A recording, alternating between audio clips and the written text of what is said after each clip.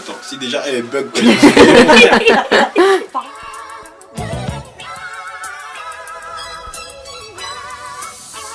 Alors aujourd'hui, on va parler du mal à gérer ses émotions. Waouh, quand je dis ça, les gens ils me regardent là, je vois, ils sont en train de regarder. Je sais, vous me regardez, regardez bien, moi je vous gifle. Non, on rigole. Mais gérer les émotions, c'est très important. Il y a 4 facteurs qui rentrent en jeu quand on gère mal les émotions. La première, on est inhibé. Ça veut dire que tout simplement, on est quelqu'un qui on donne l'aspect genre stoïque. Les émotions ne nous touchent pas. On gère les émotions. Ça, c'est très très très africain. C'est très très afro. Chez nous, en général, le papa, il peut se passer, il y a un avion qui tombe devant lui, mais c'est rien. C'est juste un avion qui est tombé. Voilà, c'est une habitude qu'on a, on gère les émotions comme ça. C'est aussi un problème de gestion des émotions. Parce que sachez que, à force d'emmagasiner, de se dire que gérer les émotions, c'est pas bien, enfin de se dire que montrer ses émotions, c'est pas bien, de ne pas pleurer ou de ne pas être triste ou de ne pas être content, on est toujours un peu neutre comme ça, et ben, ça crée aussi un décalage. Et à un moment, les émotions, elles sortent à un moment où on s'y attend pas et surtout où c'est inapproprié. Ou alors on fait des mauvais choix parce qu'on ne prend pas la partie émotionnelle des situations. Deuxième, le trac vous paralyse. Ça veut dire qu'on arrive dans une situation où il y a un peu de pression et là, il n'y a plus personne. On parlait, ouais, moi, tu vas voir, je vais te faire ci, je vais te faire ça, je vais te faire du sale. Les mecs, vous savez de quoi je parle. Ouais, non, non, non. Et lorsqu'on arrive dans la situation, wow, la statue. La statue.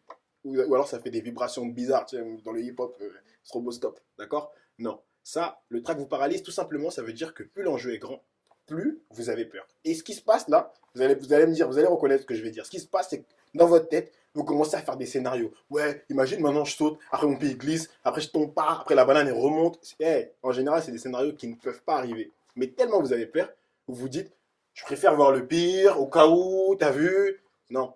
Malheureusement, ce type de pression-là vous bloque. Et quand on est bloqué, on ne peut rien faire. Ce que je peux vous conseiller, si vous êtes dans cette situation-là, c'est toujours prendre l'habitude d'imaginer la meilleure situation possible. Genre, je vais apprendre le salto, bah peut-être que si je saute, si je respecte bien ce qu'il est en train de me dire, bah tout va bien se passer. Pas se dire, ouais, imagine, je saute après mon coup, il part là-bas, tac. Ça sera un nouveau pas de danse, qu'est-ce que je te dis? Non, je plaisante. Mais voilà. Enfin, une autre situation dans laquelle vous avez du mal à gérer vos émotions, c'est que vous êtes hypersensible. Ça veut dire que dès qu'on parle d'un sujet qui ne vous concerne même pas des fois, genre, oh, t'as vu cette fille-là, elle est trop intelligente. Peng, peng, peng, vous vous sentez piqué. Comment ça? Pourquoi on parle d'elle alors que moi, on n'en parle pas? Ça s'appelle l'envie, d'accord? C'est pas attention, c'est pas la jalousie, c'est l'envie.